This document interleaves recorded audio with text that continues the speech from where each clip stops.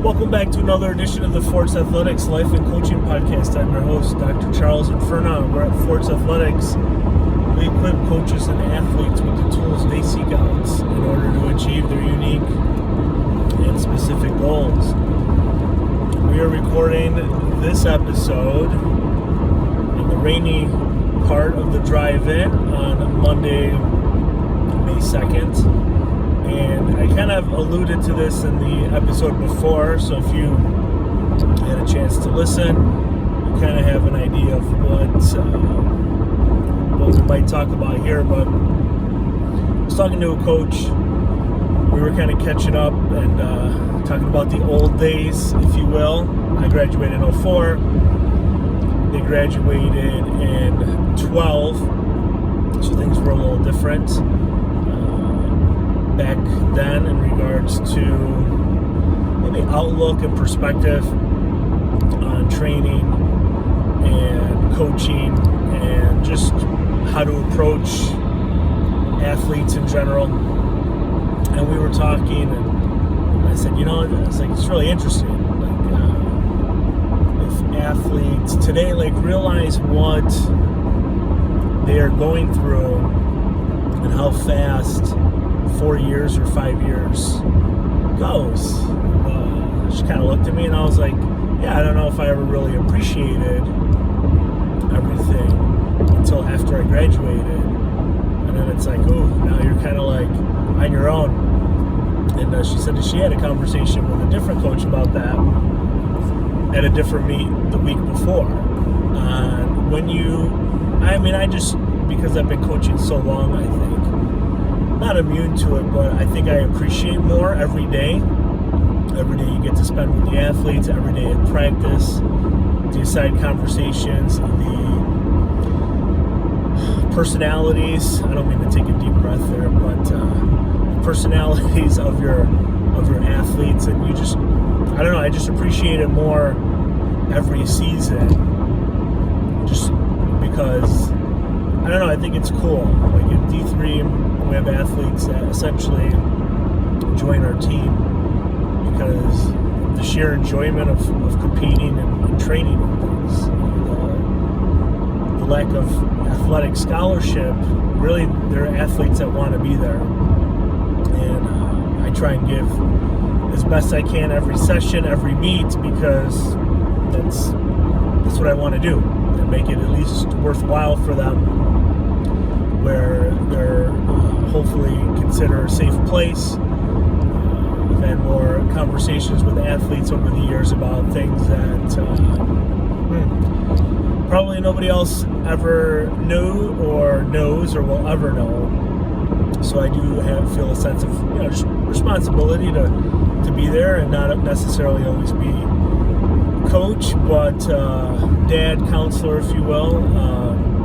And I was talking to Ryan Metzger last night, interviewed her for a podcast. If you don't know who she is, she's the 2022 National Strength and Conditioning Association Assistant Strength and Conditioning Coach of the Year. And one of the last questions that I asked her was, being in these different locales, Kentucky, VCU, Clemson, now she's at Tennessee, these high-profile universities, that, do you think your athletes or the athletes at those schools ever just take a pause and realize wow, the scholarship D1 athlete, this is really cool?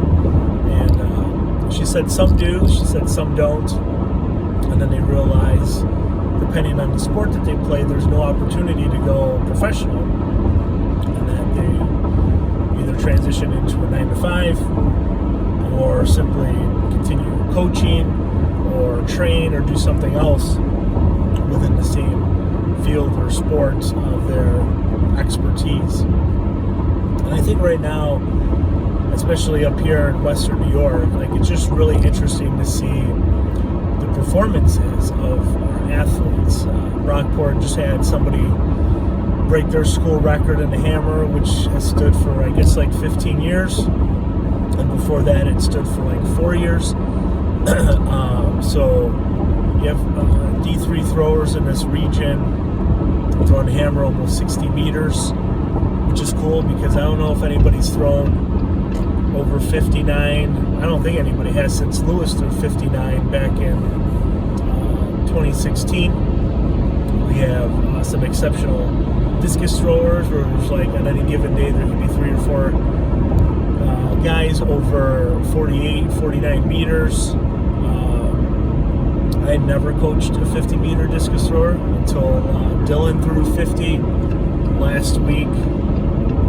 Excuse me, at NAS. So I just tend to appreciate those things more, and I just wanted to share that because I think sometimes maybe coaches get caught up in like the numbers, and